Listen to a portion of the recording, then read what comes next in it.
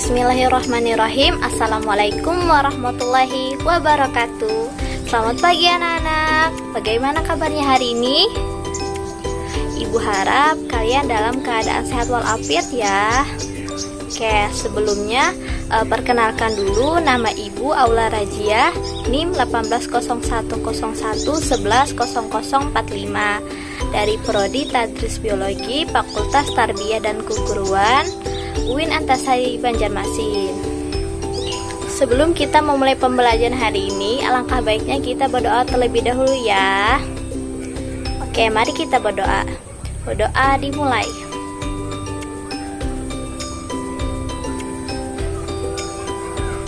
Berdoa selesai. Dengan kita berdoa, semoga kita diberi kemudahan dan kelancaran dalam memahami pembelajaran hari ini. Nah, pada pertemuan kali ini kita akan membahas materi pelajaran biologi tentang sel. Jadi pada kesempatan hari ini kita akan membahas tentang 3 subbab ya. Pertama tentang pengertian sel, dan kedua tentang komponen kimia penyusun sel, dan ketiga tentang struktur dan fungsi sel. Oke, sebelumnya Ibu mau nanya nih, ada yang tahu apa itu pengertian dari sel? Ya, gimana? Ya, betul. Ya, jadi sel itu berasal dari bahasa Yunani, dari kata sel, yang artinya adalah ruangan berukuran kecil. Jadi pengertian dari sel adalah unit terkecil dari makhluk hidup yang merupakan dasar penyusun-penyusun tubuh. Jadi anak-anak ingat, sel adalah unit terkecil dari makhluk hidup. Oke, sekarang kita lanjut ke pembahasan selanjutnya ya anak-anak. Jadi pada kali ini kita akan membahas tentang komponen kimia penyusun sel. Tahu nggak kalian, komponen kimia penyusun sel itu terbagi menjadi 2. Yang pertama ada senyawa organik dan senyawa anorganik. Jadi kita bahas tentang senyawa organik dulu ya. Yang pertama, senyawa organik. Senyawa organik adalah senyawa yang hanya terdapat di dalam tubuh makhluk hidup itu sendiri ya. Jadi senyawa organik ini yaitu terdapat di dalam makhluk hidup. Ya, terdapat di dalam tubuhnya, gitu ya. Jadi senyawa organik ini terbagi menjadi 4. Pertama ada karbohidrat, kemudian ada protein, ada lemak, dan juga asam nukleat. Jadi senyawa organik ini terbagi menjadi 4. Gimana tadi? Ingat? Karbohidrat, protein, lemak, dan asam nukleat. Oke, sekarang kita bahas ya, apa sih fungsi dari senyawa organik yang ada di dalam tubuh tadi ya. Oke, yang pertama karbohidrat. Karbohidrat di dalam sel berfungsi sebagai pembentuk sel dan juga sebagai penyusun DNA serta sebagai penghasil energi. Yang kedua ada lemak. Di dalam sel, lemak berfungsi sebagai pembentuk membran sel, kemudian melindungi organ-organ tubuh, kemudian mempertahankan suhu tubuh, dan terakhir sebagai cadangan energi. Jadi itu fungsi dari lemak yang ada di dalam sel ya. Yang ketiga ada protein. Di dalam sel, protein berfungsi sebagai pembentuk organel sel, kedua membentuk selaput sel, dan ketiga membangun dan mengganti jaringan yang rusak. Yang keempat ada asam nukleat. Asam nukleat tidak berperan sebagai pengatur pewarisan sifat dan juga sintesis protein. Jadi itu ya dari fungsi dari senyawa organik yang ada di dalam tubuh. Kedua, senyawa anorganik. Senyawa anorganik itu adalah senyawa yang terdapat di luar tubuh makhluk hidup. Jadi senyawa ini berada di luar tubuh makhluk hidup ya. Adapun senyawa dari anorganik ini terdiri dari air, mineral, dan vitamin. Jadi senyawa ini ada 3 ya. Oke, sekarang kita bahas tentang fungsi-fungsi dari senyawa anorganik tadi ya. Kan tadi ada air, mineral, dan vitamin. Jadi kita bahas satu-satu ya. Pertama itu adalah tadi air. Dari yang kita tahu, air adalah suatu indikator yang sangat penting dalam kehidupan. Jadi mengapa air ada sangat berperan dalam sebuah kehidupan sel, sangat berperan dalam kehidupan sebuah sel. Jadi ada beberapa peran penting air di dalam sebuah sel. Pertama, sebagai media reaksi kimia, kemudian sebagai transportasi zat, dan ketiga sebagai pelarut berbagai zat yang ada di dalam sel. Yang kedua, ada mineral. Di dalam sel, mineral berfungsi sebagai aktivitas metabolisme sel, sebagai pengatur kerja enzim, dan juga sebagai memelihara tekanan osmosis sel. Jadi itu fungsi dari mineral. Adapun contoh dari mineral itu seperti garam atau NaCl. Yang ketiga, ada vitamin. Di dalam sel, vitamin berfungsi sebagai katalisator untuk mempercepat reaksi kimia pada sel. Adapun macam-macam vitamin seperti vitamin A, vitamin B, vitamin C, vitamin D, dan vitamin K, dan juga vitamin E. Oke, sekarang kita masuk dalam pembahasan ketiga, yaitu tentang struktur dan fungsi sel. Struktur dan fungsi sel itu ada yang tahu terbagi menjadi berapa? Ya, struktur dari sel itu terbagi menjadi dua. Yang pertama yaitu sel prokariotik dan kedua sel eukariotik. Oke, yang pertama yaitu tadi sel prokariotik. Sel prokariotik adalah sel yang tidak memiliki membran inti sel. Adapun contoh dari sel prokariotik itu sendiri adalah bakteri dan juga sel hewan. Oke, yang kedua adalah sel eukariotik. Sel eukariotik adalah sel yang memiliki membran inti sel. Dan juga contoh dari sel eukariotik adalah sel tumbuhan, bisa juga seperti alga ataupun jamur. Adapun perbedaan dari sel prokariotik dan sel eukariotik itu adalah terletak di membran intinya. Apa tadi? Sel prokariotik adalah sel yang tidak memiliki membran inti sel, dan juga sel eukariotik adalah sel yang memiliki membran inti sel.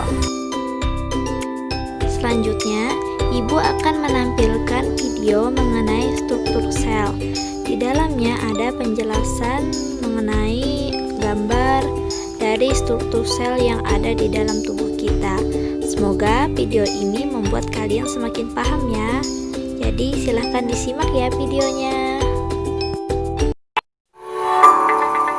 Ikhtisar struktur sel. Translate by Vira Riza. Sel adalah unit fungsi terkecil dari organisme. Semua sel memiliki 3 kesamaan. Tidak peduli apa jenis sel mereka. Semua sel memiliki membran sel yang memisahkan dalam sel dari lingkungannya. Sitoplasma yang merupakan cairan seperti jeli, dan DNA yang merupakan materi sel genetik. Ada 2 kategori besar sel. Kategori pertama adalah sel eukariotik. Mereka memiliki organel-organel yang meliputi bagian inti dan bagian-bagian khusus lainnya. Sel eukariotik adalah sel yang lebih kompleks, seperti yang ditemukan pada tanaman dan hewan. Kategori kedua adalah sel prokariotik. Mereka tidak memiliki nukleus atau membran penutup organel. Mereka memiliki materi genetik, tapi tidak terkandung di dalam inti sel. Sel prokariotik akan selalu bersel satu, atau organisme uniseluler seperti bakteri. Jadi, apa itu organel? Organel berarti organ kecil. Adalah bagian khusus dari sel yang memiliki pekerjaan yang unik untuk dilakukan. Mari kita mulai dengan inti, yaitu pusat kontrol sel. Inti atau nukleus mengandung DNA atau genetik. DNA memerintahkan kegiatan yang sel lakukan, dan bagaimana hal itu akan dilakukannya. Kromatin kusut adalah bentuk DNA yang tersebar dalam membran nuklear. Ketika sel siap untuk membelah, DNA memadat menjadi struktur yang dikenal sebagai kromosom. Inti juga mengandung sebuah nukleolus yang merupakan struktur di mana ribosom akan dibuat. Setelah ribosom meninggalkan inti, mereka akan memiliki tugas penting, mensintesis atau membuat protein. Di luar inti, ribosom dan sisa organel melayang di sitoplasma, yang merupakan cairan seperti jelly.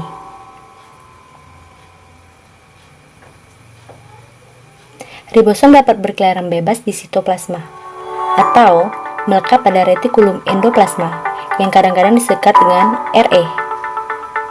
Ada dua jenis Re.